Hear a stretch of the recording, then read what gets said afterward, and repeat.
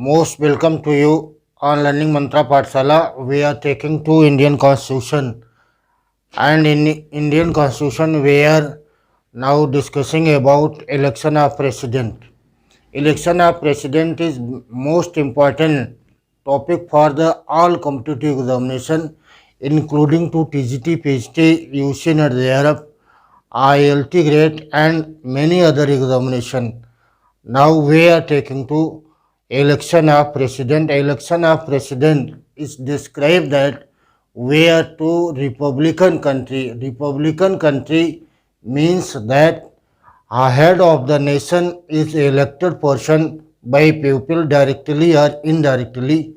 तो आज का हम लोगों का क्लास इसी बात पर आधारित है कि भारत का राष्ट्रपति का इलेक्शन कैसे होता है, और इस इलेक्शन की भी अगर बात करते हैं तो यह बात भी आपको जानना है कि इंडियन प्रेसिडेंट का इलेक्शन इनडायरेक्टली इलेक्टेड है, बट वह इनडायरेक्टली इलेक्टेड है क्यों, इस पर भी हमको सवाल पूछा जाता है। इसलिए इन सारी बातों पर हम लोग बात करेंगे। एक सवाल सबसे पहले जानना आवश्यक होता है किसी भी क्लास के प्रारंभ में कि आपको इस टॉपिक के अंतर्गत कौन कौन सी बातें देखनी होंगी और उस पर आधारित कौन कौन सा सवाल आपके एग्ज़ाम में आता है। तो इस पर दो बातें आपको समझना है।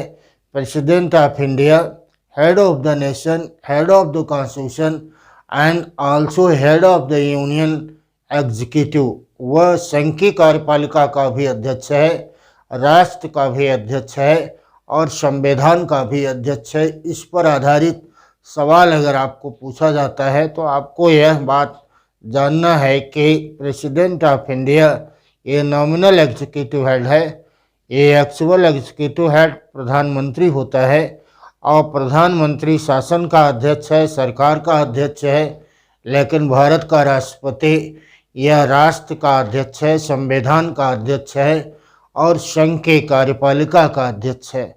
इसलिए हमको अगर यह सवाल पूछा जाता है कि प्रेसिडेंट ऑफ इंडिया के इलेक्शन के विषय में कहाँ पर उल्लेख किया गया, तो यह बात आपको जानना बहुत महत्वपूर्ण है कि election of president is explain in article 54 and manner of election is explain in article 55। उसकी प्रक्रिया क्या होगी 55 में इस बात का उल्लेख है, लेकिन उसका निर्वाचक मंडल क्या होगा, इलेक्टोरल कॉलेज क्या होगा, इलेक्टोरल कॉलेज में कौन कौन लोग शामिल होंगे, इस पर आधारित सवाल आपको आता है। यह बात भी आपके लिए महत्वपूर्ण होगा कि इस इलेक्टोरल कॉलेज में कौन कौन लोग सम्मिलित होते हैं, और जो लोग सम्मिलित होते हैं, जो हाउस सम्मिलित होता है इनडायरेक्टली इलेक्शन इसलिए होता है क्योंकि president of India is only nominal executive head, not real executive head. इसलिए आपस में रियल एग्जीक्यूटिव में और नॉमिनल एग्जीक्यूटिव में वे ऑफ पावर को लेकर के कोई कंट्रास्ट उत्पन्न हो, ऐसा न होने पाए, इसी बात को लेकर के राष्ट्रपति के इलेक्शन को इनडायरेक्टली बनाया गया। इनडायरेक्टली इलेक्शन के अंतर्गत जितने भी हाउसेस हैं वो शामिल होते हैं। कौन कौन सा हाउसेस शामिल होगा इस बात को समझना है। That is explain in our constitution in article 54 and manner of the election is explain in our constitution article 55। दोनों बातों को आपको याद करना है। या तो आपके एग्ज़ाम में 55 पर आता है या तो आपके एग्ज़ाम में 54 पर आता है। जो भी सवाल आपको पूछा जा रहा है उस पर आधारित सवाल को हमको समझना है। इसलिए इलेक्शन ऑफ प्रेसिडेंट के बात हम लोग करना स्टार्ट कर रहे हैं कि इसमें राष्ट्रपति का इलेक्शन कैसे होता है। Election of president, election of president की बात हम लोगों को करना है कि इलेक्शन ऑफ प्रेसिडेंट का चुनाव कैसे होता है। इलेक्शन ऑफ प्रेसिडेंट की अगर बात करते हैं तो यह आर्टिकल 54 में इसका उल्लेख किया गया। देखिए 54 में उल्लेख इसका किया गया और यह इलेक्टेड पोर्शन है। इसीलिए भारत को रिपब्लिकन कंट्री कहा जाता है, क्योंकि in republican country head of the nation is elected portion. वह कोई वंशानुगत नहीं होगा, वह इलेक्टेड होगा, वह निर्वाचित होगा, चाहे डायरेक्ट हो या indirect. But president of India is indirectly elected. Indirectly elected है, इसलिए इसमें कौन कौन लोग शामिल होते हैं? तो इसमें सम्मिलित होते हैं संसद के दोनों सदनों के सदस्य। संसद के दोनों सदनों के सदस्य इसमें शामिल होते हैं। दोनों सदनों के सदस्य सम्मिलित होते हैं। Both houses of the member of parliament. और दूसरा, स्टेट के राज्य विधान सभा के निर्वाचित सदस्य, राज्य विधानसभा के सदस्य। देखिए, 3 बातें इसमें सम्मिलित हो गई। Both houses of the parliament means यहाँ पर हो गया राज्यसभा और लोकसभा। राज्यसभा और लोकसभा, जबकि विधानसभा का आशय हो गया state legislative assembly. State legislative member of state legislative assembly, member of Rajya Sabha and member of Lok Sabha participate in election of the president. लेकिन एक बात आपको यहाँ पर बहुत महत्वपूर्ण जानना है कि इसमें कौन कौन लोग शामिल होते हैं, क्योंकि आपको यह बात मालूम होगा कि there are 2 types of member, one is elected and second is nominated. तो क्या सारे मेंबर इसमें सम्मिलित होंगे या केवल इलेक्टेड होंगे, नॉमिनेटेड नहीं होंगे? तो यहाँ इम्पॉर्टेंट बात है और आर्टिकल 54 इस बात को एक्सप्लेन करता है कि only elected members are participate in election of president. और स्टेट असेंबली के भी only elected person are participate in election of president. दोनों में केवल निर्वाचित सदस्य भाग लेते हैं। Nominated members are not allow for voting to president of India. राष्ट्रपति के निर्वाचन में ये लोग अलाउ नहीं है। बट एक बात महत्वपूर्ण होगा आपके, अगर बात हो इम्पीचमेंट की, यदि बात हो महाभियोग की, तो महाभियोग के अंतर्गत elected members and nominated members both are participate to remove the president before president for impeachment. Impeachment के लिए इसमें दोनों लोग शामिल होते हैं, राज्यसभा के भी सदस्य और लोकसभा के सदस्य। राज्यसभा और लोकसभा के दोनों सदस्य इसमें सम्मिलित होते हैं, चाहे वे इलेक्टेड हों चाहे वे नॉमिनेटेड हों। बट स्टेट असेंबली का कोई भी सदस्य राष्ट्रपति के महाभियोग में शामिल नहीं होता है। ये तो बात रही इलेक्शन के संदर्भ में। एक बात इसमें और भी महत्वपूर्ण है और वह है कि दिल्ली एवं पांडिचेरी के विधानसभा को भी पांडिचेरी के विधानसभाओं को भी राष्ट्रपति के इलेक्शन में सम्मिलित किया गया है। विधानसभाओं के सदस्यों को भी इसमें शामिल किया गया है। इसलिए हमको आता है कि स्पेशल कैटेगरी में राष्ट्रीय राजधानी क्षेत्र दिल्ली आता है और केंद्र शासित प्रदेश में यूनियन टेरिटरी के अंतर्गत पांडिचेरी आता है, जहां इन दोनों जगहों पर विधानसभा का गठन है। तो यहाँ के विधानसभा के भी elected members are participate in election of president. वे लोग भी राष्ट्रपति के इलेक्शन में पार्टिसिपेट करते हैं। यह बातें आपने यहाँ पर समझा। दूसरी बात आप समझना है, 54 के बाद आर्टिकल आर्टिकल 55, आर्टिकल 55 में क्या कहा गया, यहाँ जहाँ पर यह बतलाया गया आर्टिकल 54 के अंतर्गत के प्रेसिडेंट ऑफ इंडिया का इलेक्टोरल कॉलेज कैसा होगा, किनके द्वारा गठित होगा, वहीं पर इस बात का उल्लेख किया गया 55 के अंतर्गत के मैनर ऑफ इलेक्शन क्या होगा, मैनर ऑफ इलेक्शन राष्ट्रपति का क्या होगा, राष्ट्रपति के निर्वाचन की प्रक्रिया क्या होगी। यह बात हमने आयरलैंड के संविधान से ग्रहण किया है।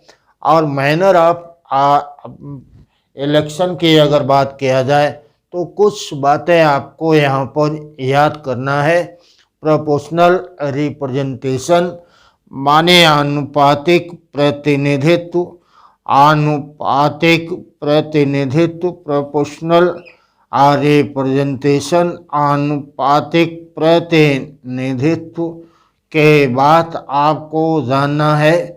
इसके अलावा आपको समझना है एक कि एकल संक्रमणीय मतदान प्रणाली, सिंगल ट्रांसफरेबल वोटिंग सिस्टम, एकल संक्रमणीय मतदान प्रणाली, एकल संक्रमणीय मतदान प्रणाली। हमको यह बात भी याद करना है। एक बात क्या है, आनुपातिक प्रतिनिधित्व, दूसरा है सिंगल ट्रांसफरेबल वोटिंग सिस्टम, और थर्ड है इसमें सीक्रेट बैलेट वोटिंग, गुप्त मतदान, सीक्रेट बैलेट वोटिंग। इसमें आपको देखना है कि ये क्या होता है, गुप्त मतदान। गुप्त मतदान के माध्यम से राष्ट्रपति का इलेक्शन होता है। आपको यहाँ यह बात याद रखना है कि राज्यसभा और विधान परिषद दो ऐसे हाउसेज हैं जिसके मेंबर का इलेक्शन अब वर्तमान में प्रत्यक्ष रूप में खुले मतदान में कराया जाता है। यह इलेक्शन अब खुला होता है, ओपन बैलेट पेपर से होता है, जबकि राष्ट्रपति का, उपराष्ट्रपति का सीक्रेट बैलेट वोटिंग सिस्टम को अलाउ किया गया है। तो यहाँ पर यह बात, सबसे पहले बात को आपको जो समझना है कि what is proportional representation and what is single transferable voting system. Proportional representation के अंतर्गत विभिन्न राज्य के मत मूल्यों में समानता स्थापित किया जाता है, एक अनुपात स्थापित किया जाता है। इसका तात्पर्य क्या है? इसका तात्पर्य है कि कुछ राज्य की जनसंख्या कम है, कुछ राज्य की जनसंख्या अधिक है। जहाँ की जनसंख्या कम है वहाँ के विधायक का मत मूल्य कम होगा, लेकिन जिस राज्य की जनसंख्या ज़्यादा है वहाँ के विधायक का मत मूल्य अधिक होगा। उदाहरण के रूप में उत्तर प्रदेश की जनसंख्या ज़्यादा है, इसलिए यहाँ के विधानसभा के सदस्य का मत मूल्य अधिक होता है। गोवा का, मणिपुर का, मिजोरम का या अन्य ऐसे राज्य जहाँ की जनसंख्या कम है वहाँ पर विधानसभा के सदस्यों का मत मूल्य राष्ट्रपति के इलेक्शन में कम होता है। इसको निकालने के लिए एक सूत्र भी स्थापित किया गया है इन आर्टिकल 55। उसमें बतलाया गया कि राज्य के कुल जनसंख्या बटा विधानसभा के निर्वाचित सदस्यों की संख्या भागे 1000 अगर हम लोग कर दें तो किसी भी राज्य विधानसभा के सदस्य का मत मूल्य प्राप्त हो जाता है।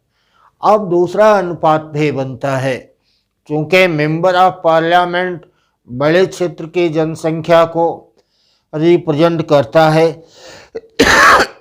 इसलिए उसका मत मूल्य अधिक होगा, जबकि विधानसभा का कम सदस्यों को रिप्रेजेंट करता है इसलिए उसका मत मूल्य भी कम होगा।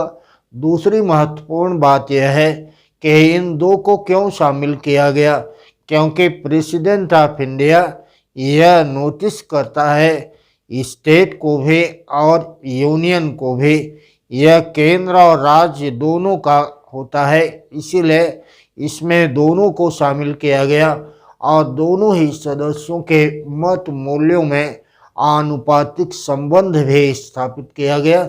इसलिए आनुपातिक संबंध में यह भी निकाला जाता है कि एक संसद सदस्य का मत मूल्य क्या होगा।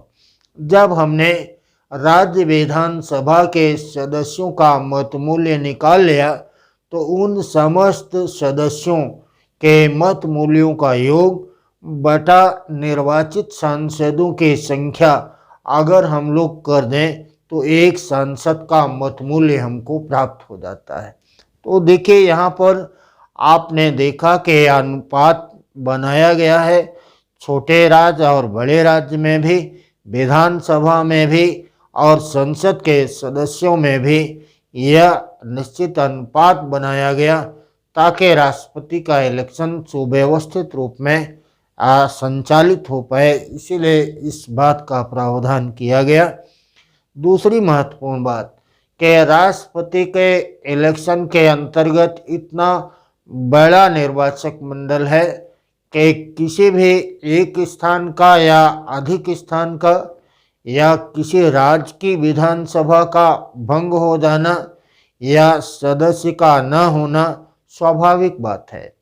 ऐसी हालात में सवाल यहाँ पर यह उठता है कि क्या प्रेसिडेंट के इलेक्शन को इस आधार पर रोका जा सकता है। तो उत्तर इसका होगा कि अगर राष्ट्रपति के निर्वाचक मंडल में कोई भी स्थान रिक्त होता है तो उसके आधार पर राष्ट्रपति का इलेक्शन रोका नहीं जा सकता है, क्योंकि इस बात का भी उल्लेख है कि यदि राष्ट्रपति का पद रिक्त होता है तो रिक्ति से 6 माह के भीतर राष्ट्रपति का इलेक्शन कराना अत्यंत अनिवार्य है, इसलिए यह इलेक्शन नहीं रोका जाएगा। दूसरी महत्वपूर्ण बात जो हम लोगों के एग्जाम के लिए है, राष्ट्रपति या उपराष्ट्रपति के निर्वाचन के संबंध में यदि कोई विवाद उत्पन्न हो जाए तो उस विवाद का फैसला उच्चतम न्यायालय के द्वारा होगा, न कि किसी अन्य न्यायालय के द्वारा। ये तीसरी महत्वपूर्ण बात कि राष्ट्रपति के निर्वाचन की वैधता को चुनौती कब दिया जा सकता है, आफ्टर इलेक्शन या पोस्ट इलेक्शन, निर्वाचन के पहले या निर्वाचन के बाद।